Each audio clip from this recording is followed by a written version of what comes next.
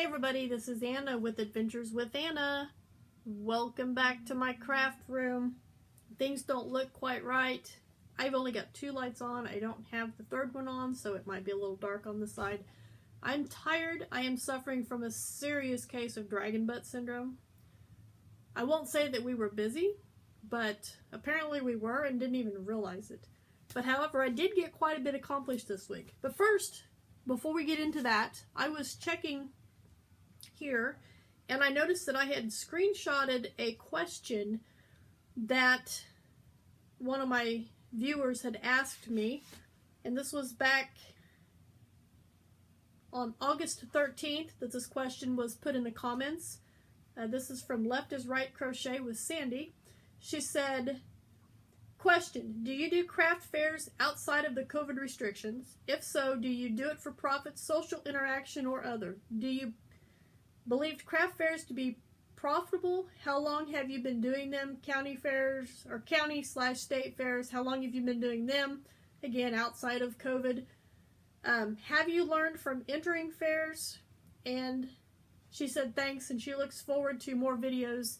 So to answer your questions, no, I do not do craft fairs.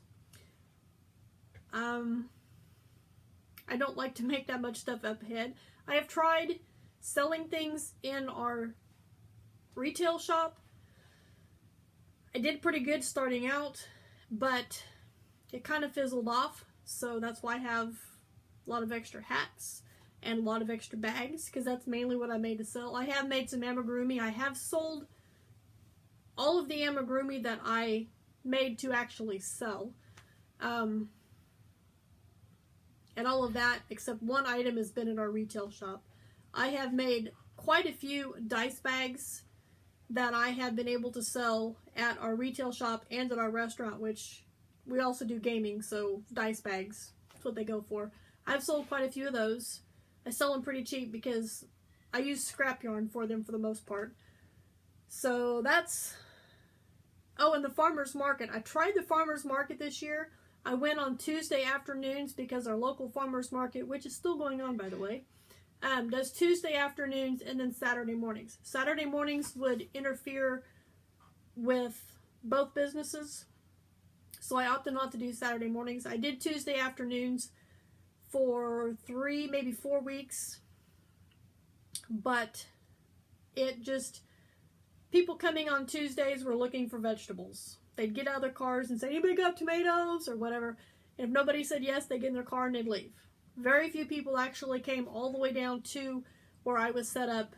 I sold my, I know this has been a ways back that I made these, but I made a chicken that was actually supposed to be a coin purse that did not work out as a coin purse, so I stuffed it and made a little amigurumi out of it. I sold that, and then if you'll remember, probably back to March or April, when we were all on that stay-at-home order, I was doing the beaded bags and stuff. I made that blue, white, 2-color blue and white beaded bag that Ella actually purchased off my Etsy store. Thank you, Ella. And then I made that little bowl with the, what was it, lavender and just random, they weren't sparkly, but pearly kind of beads. I sold that. Those are the only 2 items that I sold at the farmer's market. It started interfering with work, and I just didn't feel it was worth my time to go set up for 3.5 hours and not sell anything, so I stopped with that. So that's the only kind of selling that I have done. I have tried Etsy, and I closed my store down because I didn't feel like it was doing very good, and partially just because I didn't like the stuff that I had in my store. And I just recently opened that back up. I'm working on getting more things to put in there, so if you're interested in that, check out the link down in this description box for my Etsy store. I'm working on some more items to get put in there, and I've got a few in there already. So that's, I mean, pretty much all the selling that I have done. So now her next question was, and okay, selling that, I do it for profit, but I probably really undercut myself quite a bit. I either think I priced my stuff too high because I'm proud of it, or I don't price it high enough. My rule of thumb on pricing is I weigh the item when it is finished on average, most of your acrylic yarn, like your Red Heart, your Care on Simply Soft, your I Love This Cotton, I Love This Yarn, most of your basic acrylic yarns and your basic cotton yarns, if you were to buy them at the store, they weigh on the average of $1 an ounce. So what I do is I weigh my finished product, and however much it weighs, say it weighs 2 ounces, that's $2, so I double the price, which would be $4, so I will probably sell that item for between $8 and $10 to give myself a little bit of, you know, money for actually making the product, and I would have enough money to go buy some more yarn to remake that project. And I don't care if I have enough yarn left over to make 10 more projects, I still use, you know, that same price and charge, regardless if I can charge that $8 again or 3 or 4 more times, or if it's just the one time. That's just how I price most of my products. And how long have I been selling stuff? Let's see, 5, 6, probably about 7 years. I think it was about 7 years ago I got this. I made some Christmas gifts. They were slouchy hats that I gave to a couple of friends, and they really loved them. And then I was like, well, those were simple. I could do that. So that was my first yarn purchase since like 1991. Maybe 92, somewhere in there. That was my first major yarn purchase since, you know, back then. So I made a bunch of hats. They were all the same style slouchy hats. Then I started doing 2-color spirals and 3-color spirals, all slouchy hat style. And that's mainly what I sold. And then I moved into bags and have played with a lot of other things since. So most of it's for profit, but now all of the stocking hats and that I make, I donate to charity. I don't try and sell them. I do have a messy bun hat that I made specifically for someone, and they did not come pick it up. I did not ask for payment ahead of time because they were a good customer, and I haven't seen them in quite a long time. So that one, I would rather, you know, be paid for it instead of, you know, giving it away, but it might go in the donation bucket. Scarves and whatnot that I make, unless I make them for a specific person or purpose, goes in the donation bucket as well. The next question is county and state fairs. I have never participated in a state fair crafty-wise. The only time I've been to a state fair is for band. But I have participated in the county fair back when I was in 8th grade, I think it was. I entered a woodworking project and a crochet project, and that was the only year that I was in 4-H because I did not like it, because everybody else in my 4-H group were farmers and they did cows and horses and chickens and stuff like that, and I'm like, well, what do I do? And they're like, pick something. Okay, I don't have anybody to coach me, just pick something you know how to do. So woodworking and crochet. My crochet actually got a red ribbon, and my woodworking, which I made a footstool, just a little footstool, and wood burned a Garfield thing on it, and I got a white ribbon. And the comment that the judge wrote on that one was if I would have doweled it together instead of using screws, I would have gotten a higher place. Or if because I used the Phillips, the flat blade screws on it to put it together, if my lines on my screws would have been going with the grain of the wood, it would have helped as well, but they weren't. They were all hodgepodge. And then last year, not, you know, the August that we just had, but last year, August 2019, I entered multiple items into the county fair and came back with 1 blue ribbon, several red ribbons, and a couple of white ribbons. I will try to remember to link that video down in the description box below of my winnings so that you can watch that if you haven't been able to see that. And what have I learned from entering fairs? The first one that I entered, I was done. I didn't like it anymore. And entering of course that was a 4-H level, but entering the open class at the fair last year was actually a lot of fun. I had no clue what to expect. We didn't understand a lot of the categories, but my friend and I took stuff down there, and I think I did quite well. But now that I know what to expect, should we have another one We didn't have it this year, obviously. So a lot of my fair projects will probably be sold or given away. I might save them. I don't know. Well, Santa Kitty, who is not where I thought I put Santa Kitty up there.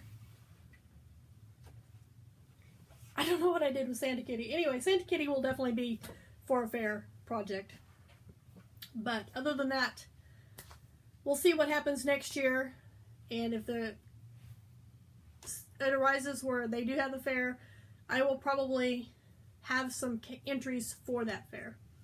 So anyway, that answers that question that I was going to answer for you guys. So now, since you know that I finished the pumpkin pot holder, all that you've seen is this side. Maybe a little sneak peek of, that side, but you've seen this side.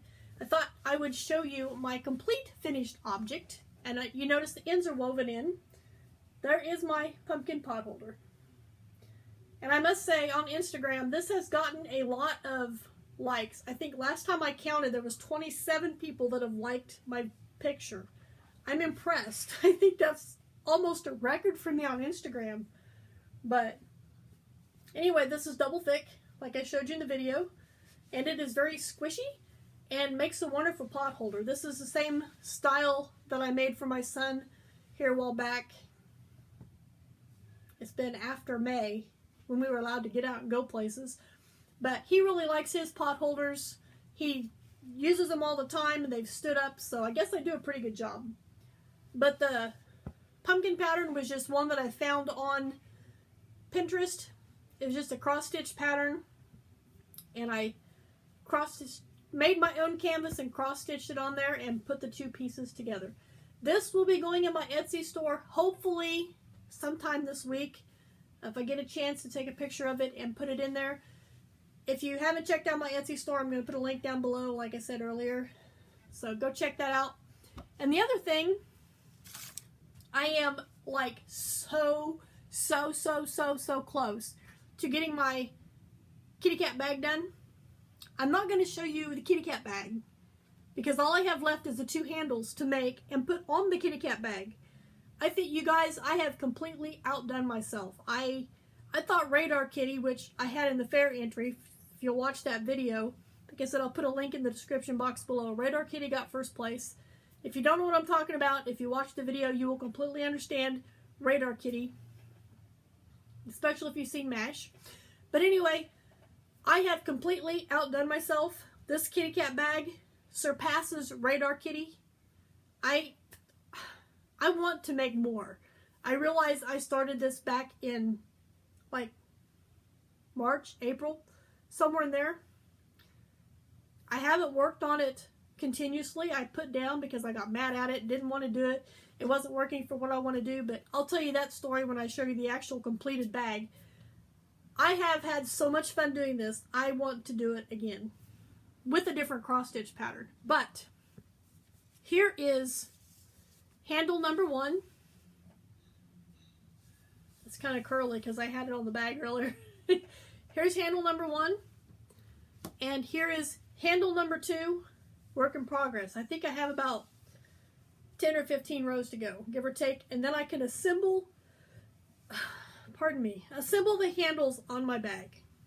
And then my bag will be complete. And I can show you my completed bag. I am so excited, you guys. I will, however, insert a picture.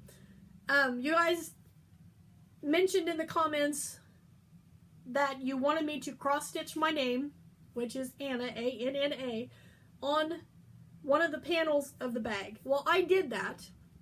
And since I've already put that on Instagram, which if you don't follow me on Instagram, I will put that in the description box as well for you.